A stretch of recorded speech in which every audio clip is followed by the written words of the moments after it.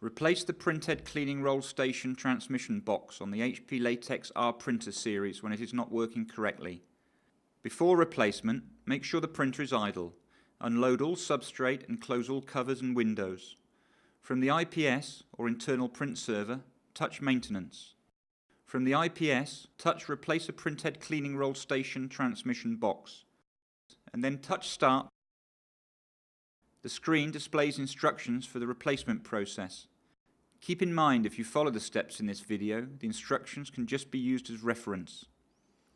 Go to the input side of the printer, use a screwdriver to remove the rear service cover. On the motor to replace, disconnect the encoder and control cables.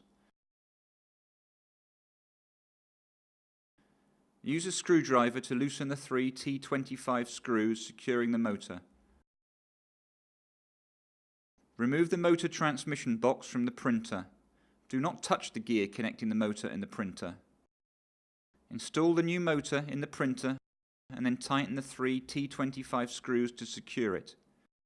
Connect the encoder and control cables to the motor. Reinstall the rear service cover.